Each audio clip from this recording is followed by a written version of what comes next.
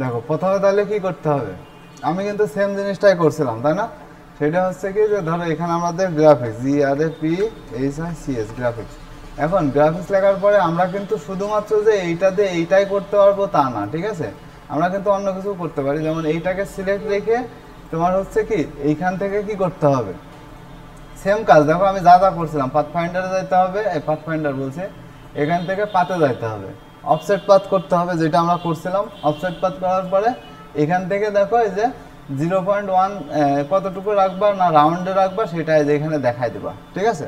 দেওয়ার পরে এখান থেকে ওকে করে দেবা, দেওয়ার পরে কি করবা, এখানে আবার ক্লিক করবা, সেটা হচ্ছে যে পাথ ফাইন্ডারে যাবা, অ্যাড করে দেবা। তাহলে কি দেখো ডিজাইনটা কিন্তু এরকম। এখন ওই যে ওই ডিজাইনটা আর এখানে যদি মনে করো যে এখন যদি আমরা কেটেও দিই, সব কিছু কেটে দিয়ে যদি লিখি MULTIMEDI মাল্টিমিডিয়া, তাহলে কিন্তু আমাদের ডিজাইনটা কিন্তু ওইভাবেই হবে, ঠিক আছে। তাহলে এখন কথা হচ্ছে যে আমরা যদি এখন যদি চেঞ্জ করে এখানে চেঞ্জ করে যদি লিখি TRAINING ট্রেনিং একাডেমি, ঠিক আছে, ACADEMI, ঠিক আছে। তাহলে দেখো মাল্টিমিডিয়া ট্রেনিং একাডেমি কিন্তু এইভাবে লেখা হয়ে যাচ্ছে, ঠিক আছে।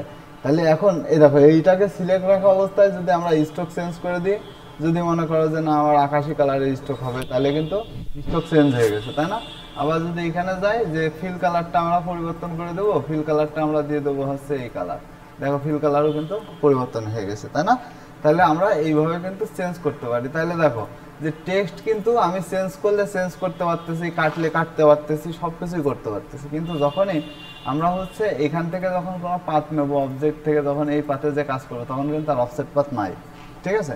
অফসেট পাথ কোথায় আছে, অ্যাপারেন্সে। এখন শুধু অ্যাপারেন্সে যে অফসেট পাথ করা যায় বা এইটা করা যায় এরকম না, আমরা যদি এফেক্টসে যাই এখান থেকে দেখো যে তোমার ক্রপ মার্ক করা যায়, পাথ করা যায়, ঠিক আছে। এই পাথের মধ্যে থেকে করলাম, তারপর রাস্টারাইজ করা যায়, স্টাইলাইজ করা যায়, ড্রপ শ্যাডো দেওয়া যায়, ফেদার। আচ্ছা এই ইফেক্ট নিয়ে আমরা একটু কথা বলবানে, তার আগে দেখো যে আমাদের হচ্ছে এইখানে যে কাজগুলো সেটা হচ্ছে যে অ্যাপারেন্স প্যানেল থেকে তোমার আলাদাভাবে স্ট্রোকটা বের করে আনা যায়। সেটা কি এখানে দেখো, আচ্ছা অ্যাপারেন্স কেটে দিয়েছে, হ্যাঁ এখান থেকে নিয়ে আসে আবার।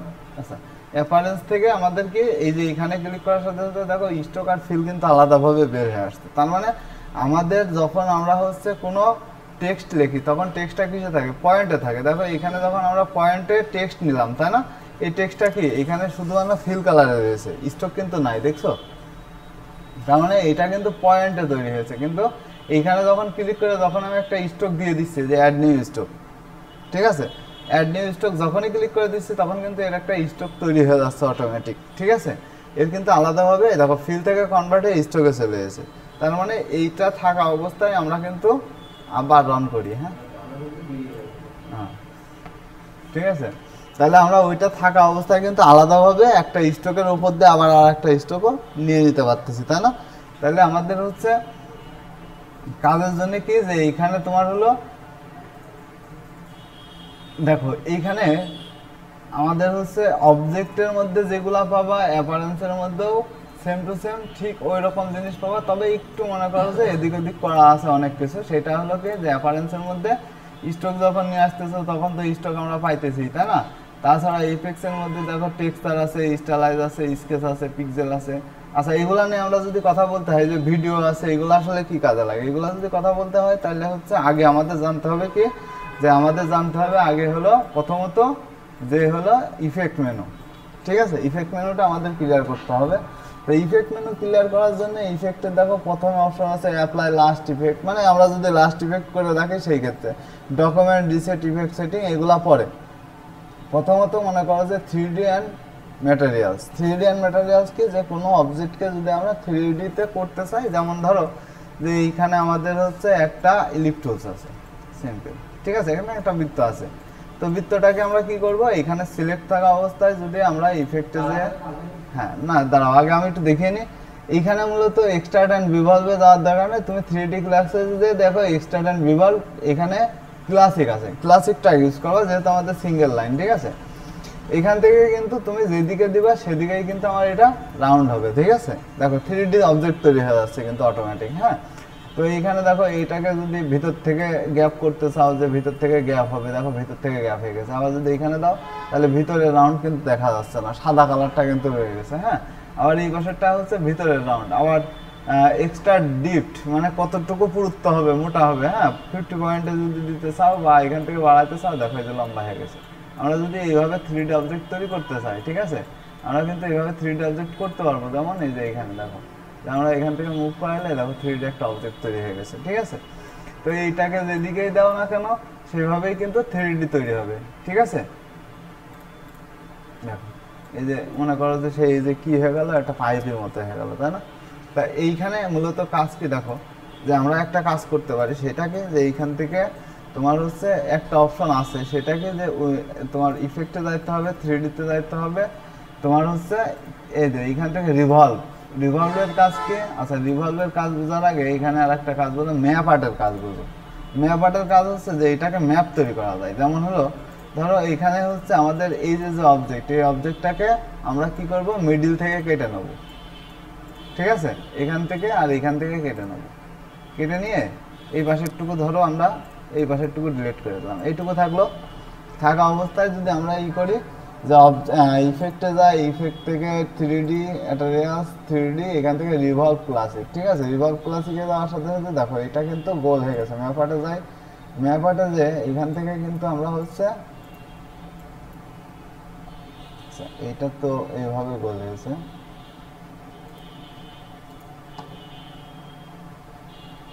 এটা একবারেই 3D নিয়ে নিয়েছে নাকি, ম্যাপ আর্ট এখান থেকে না যায়, ইফেক্টে যাই,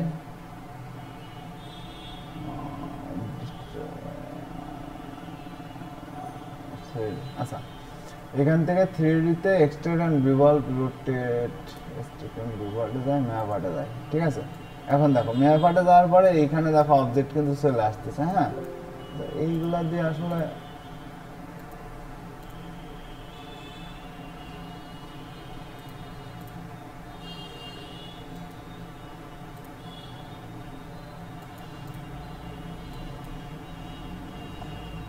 আচ্ছা স্পেসিফিক কোনো একটা ডিজাইন দিয়ে আমি 3Dটা বোঝাবো না, 3D আসলে এইভাবে বোঝানো সম্ভব হচ্ছে না, হ্যাঁ, যে কোনো একটা ডিজাইন ধরে তারপরে বোঝাবো না।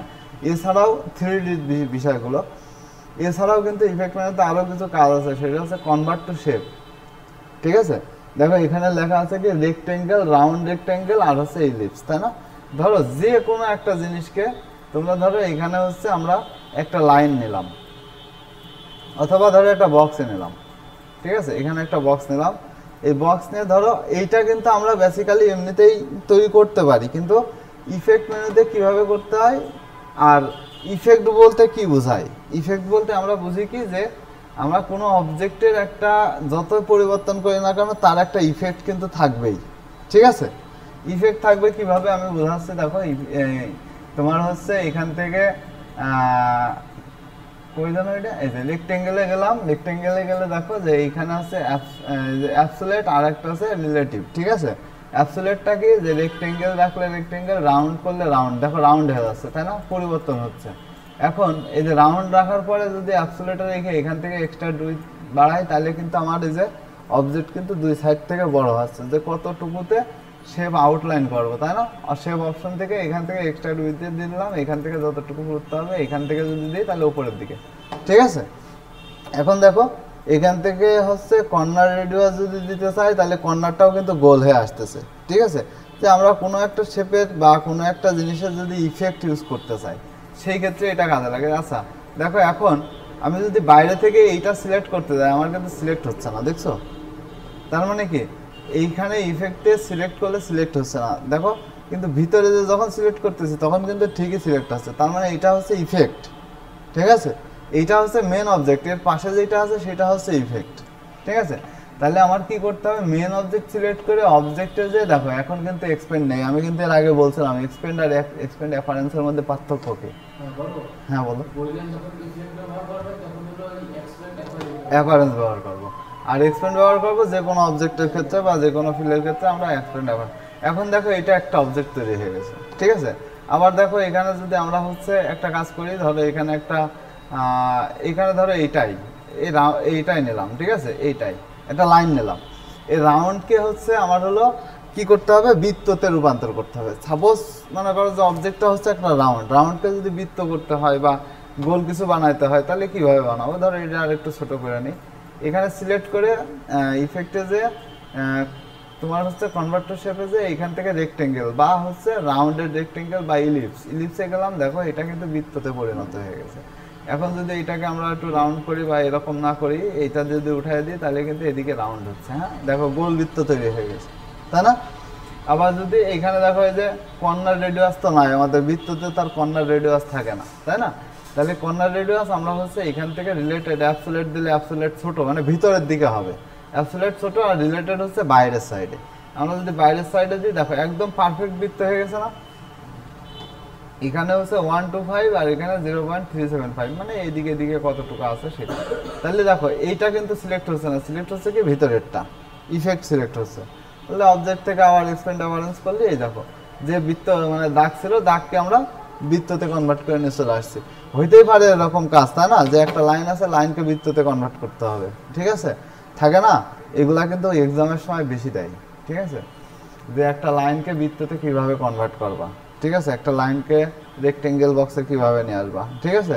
এগুলো কিন্তু এই অপশনের মধ্যে থেকে করা যায়, ইফেক্ট থেকে। হ্যাঁ, তারপরে আছে কনভার্টার শেপ। আচ্ছা, এই যে এখানে কনভার্টার শেপের এই তিনটা তো আমরা বুঝলাম, তাই না? এখানে দেখো ক্রপ মার্কস আছে, দেখছো? এই ক্রপ মার্কস আর অবজেক্টের মধ্যে দেখো একটা ক্রিয়েট ট্রিম মার্কস, এই দুটোর মধ্যে পার্থক্য। হ্যাঁ, এই দেখো ট্রিম ভিউ, ঠিক আছে? ট্রিম ভিউ হচ্ছে বাইরে থেকে না দেখার জন্য।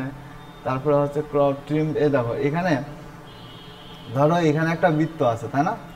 এখানে একটা বৃত্ত আছে আর এই জায়গায় একটা বৃত্ত আছে, ঠিক আছে? দুইটা বৃত্ত আছে।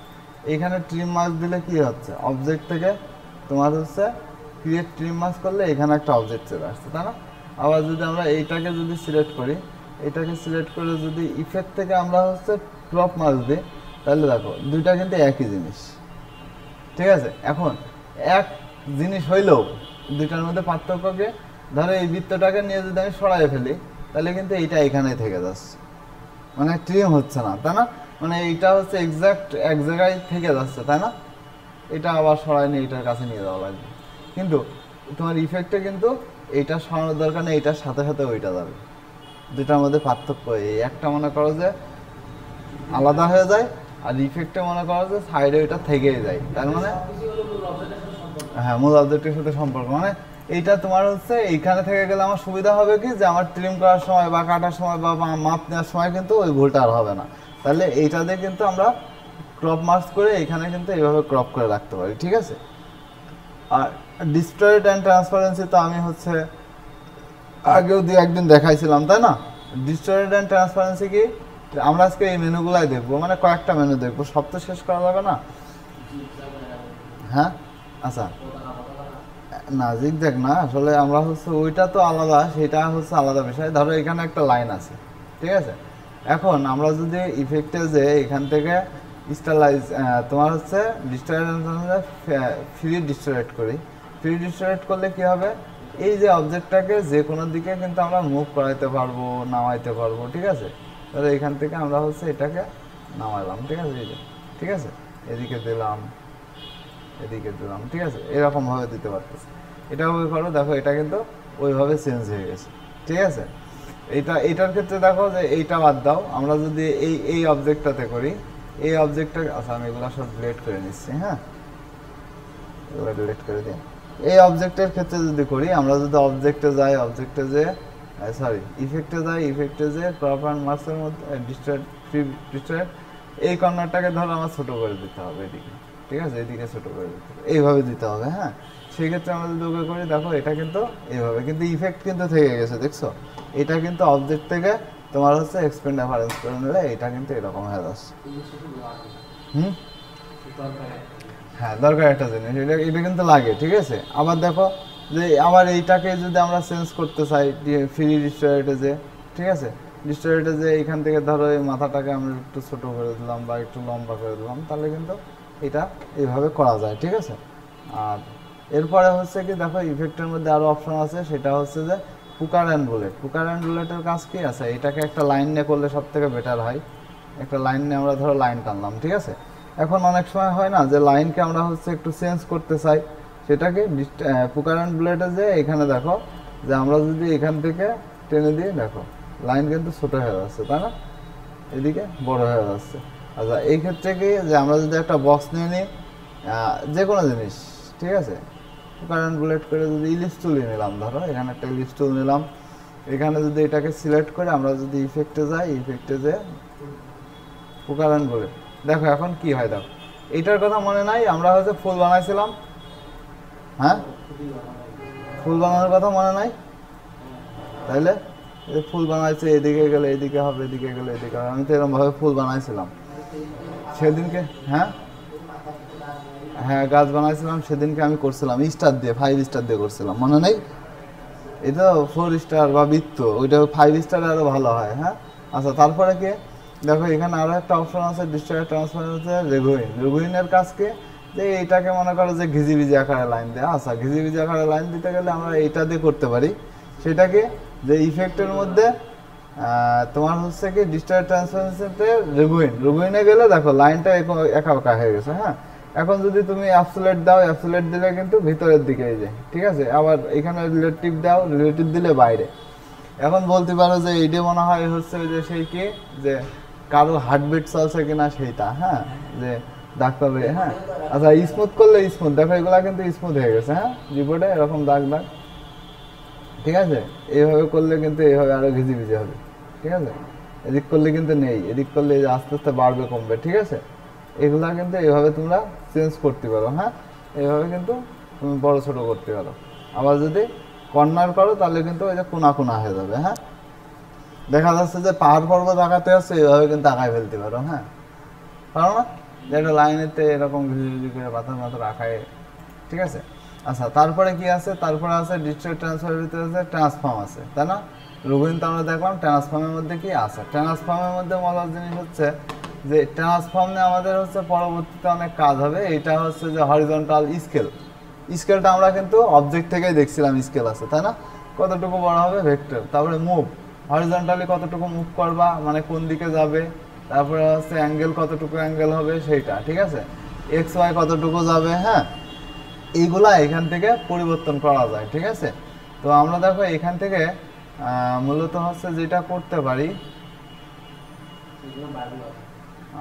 এখান থেকে একটা ডিজাইন করতে পারি, সেটা কি দেখো যে আমরা ধরো এইখান থেকে আমরা হচ্ছে কি করলাম, একটা ইলিপস নিয়ে নিই, ঠিক আছে, ইলিপস নিলাম, ইলিপস নেওয়ার পরে এইখানে ধরো আমরা হচ্ছে সিলেক্ট করলাম, সিলেক্ট করার পরে অবজেক্ট এখান থেকে ইফেক্টে গেলাম, ইফেক্টে যাওয়ার পরে এখান থেকে ধরো, আচ্ছা ইফেক্টে যাওয়ার পরে এইটাকে একটা চেঞ্জ করে দিই, স্টাইলাইজে যাই, স্টাইলাইজে আচ্ছা সেভ, দেখি কি করা যায়। হ্যাঁ আমি একটু ভাবছি, ডিস্ট্রিবিউটরে ট্রান্সফর্মে যাই, ট্রান্সফর্মে যে এইটাকে ধরো স্কেল হালকা একটু ছোট করলাম, হালকা একটু ছোট করে দিলাম, হ্যাঁ স্কেল দিয়ে ছোট করে নিয়ে এবার কি করলাম, এবার হচ্ছে এটা ছোট করলাম, তাই না? হরিজন্টালি তোমার হচ্ছে যেরকম এরকম এখানে কপি দিলাম, মনে করো যে এই যে দেখো, ঠিক আছে, দেখছো এই ডিজাইনটা দেখো, ঠিক আছে, এখান থেকে কিন্তু আমরা ডিজাইনটা এভাবে কিন্তু চেঞ্জ করতে পারি। এখন দেখো এটা যদি আমরা চেঞ্জ করি হরিজন্টালি, যদি ধরো একটু মনে করো যে উপর নিচে করবা বা এদিকে দিবা, হ্যাঁ যে বৃত্তটা মনে করো যে আপ ডাউন করতেছে বা ঘুরতেছে বা যে কোনো জায়গায়, আবার জিরো করে দিলে জিরো করতে পারো, ঠিক আছে, মাঝখানে চলে আসছে, তাই না? এখান থেকে যদি আমরা একটু কমায় দিই বা একটু বাড়াই দাও এরকম, ঠিক আছে, এখান থেকে ধরো 90-20 আছে, একটু মনে করো যে একটু, ঠিক আছে, এখন ওকে করে দিলাম। তাহলে বিষয়টা হচ্ছে কি যে এর ভিতরে কিন্তু তোমার ডিজাইনটা কিন্তু অন্যরকম একটা ডিজাইন চলে আসছে, তাই না? তারপরে দেখো যে এইটাকে আমার অবজেক্ট থেকে এক্সপেন্ড অ্যাপারেন্স করতে হবে, কারণ এগুলো সব ইফেক্টের কাজ, ঠিক আছে, করলে এই ডিজাইনটা এরকম। এখন এটা তুমি যে কোনো কালারই দাও না কেন, ঠিক আছে, সেই কালারই কিন্তু আসবে। এরকমভাবে কিন্তু ইফেক্টের এই অপশন দিয়ে অনেক কিছু ডিজাইন করা যায়। এই ডিজাইনগুলো অনেক অনেক ডিজাইন আছে, আস্তে আস্তে মনে করো যে যখন করবা তখন বুঝতে পারবা। তারপরে হচ্ছে কি টুইক আছে, টুইস্ট আছে, জিগজ্যাগ আছে। জিগজ্যাগগুলো আসলে আমাদের কিরম, যেমন হচ্ছে তোমার হলো একটা লাইন টেনে নাও, ঠিক আছে, লাইন টানলাম ধরো, এখন হচ্ছে কি ইফেক্টে গেলাম, ডিজিটাল ট্রান্সফারেন্সে যে টুইকে গেলাম, টুইকে গেলে এখানে দেখো টুইক করা যায়, ঠিক আছে, অ্যাবসোলেটে দিলে যে এটাকে টুইক করে তোমার হচ্ছে যতটুকু ব্যাখ্যা করার দরকার যে এখান থেকে কিন্তু ব্যাখ্যা করা যায়, ঠিক আছে। ঠিক আছে। তারপরে হচ্ছে হরিজন্টালে যদি দাও, হ্যাঁ রিলেটেড দাও, রিলেটেড করলে এই যে এই সাইডের থেকে বাড়বে। হ্যাঁ, এগুলা কিছু স্পেসিফিক কিছু কাজ আছে, কিছু কাজে লাগে, ঠিক আছে। তারপরে দেখো এখানে আরো কিছু কাজ আছে, যেমন হচ্ছে তোমার ডিস্ট্রিবিউটরের টুইস্ট। টুইস্টে কি কাজ? টুইস্টে কাজ দেখো এখান থেকে চেঞ্জ করলে এটা কিন্তু অটোমেটিক আমাদের মুভ করে দিচ্ছে টুইস্ট দিয়ে, তাই না? এটা রাউন্ড করে দিচ্ছে এই যে 35 ডিগ্রিতে। তাহলে আমরা অনেক সময় এরকম ভাবে টুলস আঁকাই না, সেই টুলসগুলো কিন্তু এখান থেকে অটোমেটিক পাওয়া যাচ্ছে। ধরো আমার বিজনেস করার সময় যে এরকম একটা টুলস লাগে, তাই না? এইভাবে ডিজাইন করি না অনেক সময়, সেগুলো এখান থেকে কিন্তু ইজিলি করে নিতে পারবা। মানে স্পেসিফিক কি যে আমাদের ইলাস্ট্রেটরের সব কাজ কিন্তু সবসময় লাগে না, দেখবা যে কোনো টুলস আমি কোনোদিন কাজেই লাগাচ্ছি না, ঠিক আছে, ডিজাইনের ক্ষেত্রে। কারণ আমি একভাবে পারি, সেইভাবে যদি হয় তাহলে আমি ওইভাবে করবো কেন, তাই না? যেমন হচ্ছে ইসের কথা মনে আছে, যেমন এই যে পাথ ফাইন্ডার করেও আমরা করতে পারি, আবার শেপ বিল্ডার করেও করতে পারি, তাই না? দুটাকে এক জায়গায় করা। যেমন এই যে এখানে যদি আমরা হচ্ছে বৃত্ত নিই, এখানে আর একটা ধরো কপি করে আর একটা বৃত্ত নিলাম, এখন এই দুটো আমরা ইউনিট করে দিলেও দুটো একত্রে হয়ে যাবে, শেপ বিল্ডার দিয়ে কেটে দিলেও একত্রে হয়ে যাবে। এখন কোনটা দিয়ে করবা? শেপ বিল্ডার দিয়ে করবা, তাহলে পাথ ফাইন্ডারের কাছেও যাওয়া না, ঠিক আছে। তাহলে বিষয়টা কি? বিষয়টা হচ্ছে যে আমরা হচ্ছে যখন যেটা আমাদের সুবিধা হয় বা যেটা দিয়ে আমরা কাজ করি সেটা দিয়ে কিন্তু বেশি করি, তাই না? তাহলে এখন দেখো এখানে কাজ হচ্ছে কি যে আমাদের হলো এই ইফেক্টের কাজ হচ্ছে ইফেক্টের যে পাতে দেখো ওই যে আমাদের হচ্ছে পাথ ফাইন্ডারের এই যে পাথ ফাইন্ডারের যতগুলো অপশন সেগুলো কিন্তু ইফেক্ট মেনুতে আছে। তাহলে পাথ ফাইন্ডার কোন কোন জায়গায় আছে বলো তো? পাথ ফাইন্ডার একটা আছে ইফেক্ট মেনুতে, একটা আমাদের টুল বারে, আর একটা কোন জায়গায় আছে?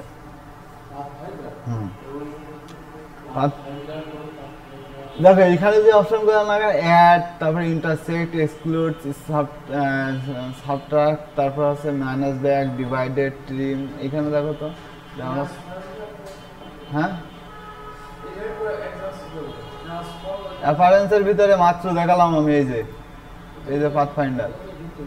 হ্যাঁ কি? হ্যাঁ, তো ইফেক্টের ভিতরে তো না, এটা তো অ্যাপারেন্স প্যানেলের ভিতরে, ঠিক আছে। তাহলে বিষয়টা হলো কি আমাদের হলো মূলত হলো কাজ করতে হবে কি যে ইফেক্টের ভিতরে আমাদের হচ্ছে এই যে যেটা ইফেক্টের কাজ, এই পাথ ফাইন্ডারের কাজও কিন্তু আছে ইফেক্টের কাজগুলো করার জন্য, ঠিক আছে। তারপরে দেখো যে রাস্টারাইজ, তারপরে স্টাইলাইজের ড্রপ শ্যাডো দেওয়া, ফেদার দেওয়া, ইনারগুলো দেওয়া, এসবিজি ফিল্টার দেওয়া, ঠিক আছে, র্যাপ করা, এগুলো আমাদের আস্তে আস্তে শিখতে হবে। সব থেকে ইম্পর্টেন্ট আরেকটা জিনিস শিখতে হবে, সেটা হচ্ছে যে তোমার হলো কি তোমার হাফ টোন ইউজ করা। হাফ টোনগুলো হ্যাঁ কোনডে র্যাপ, হ্যাঁ র্যাপ হচ্ছে আমরা সেদিন ওই যে কাজ করছিলাম, হ্যাঁ এর মধ্যে এটা দেখাইছিলাম যে এই যে হ্যাঁ এই যে এগুলো র্যাপ করাগুলো। তারপরে হচ্ছে আমাদের কিন্তু ম্যাক্সিমামই বাইরে থেকে অনেকগুলো কাজই শেখা, ঠিক আছে। কাজ করতে করতে অনেকগুলোই দেখা যায়, বুলার করা, ঠিক আছে, গ্রেশিয়ান বুলার, রেডিয়াল বুলার, স্মার্ট বুলার, ঠিক আছে। মূলত হচ্ছে আমাদের দরকার কি যে এইখানে যে তোমার হলো দাও এই অপশনটা কই,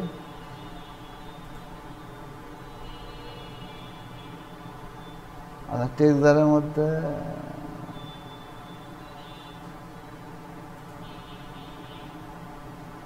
এই যে পিক্সেলেটের ভিতরে, হ্যাঁ পিক্সেলেটের ভিতরে কালার হাফটন নিয়ে কাজ করতে হবে। হ্যাঁ হাফটনে কিন্তু অনেক সুন্দর সুন্দর ডিজাইন করা যায়, মানে হাফটনটা মূলত হচ্ছে ব্যাকগ্রাউন্ডের পিছনে যে হাফটনগুলো দেয়, ঠিক আছে, এইগুলো নিয়ে আমাদের কিছু কাজ শিখতে হবে, বুঝতে পেরেছো?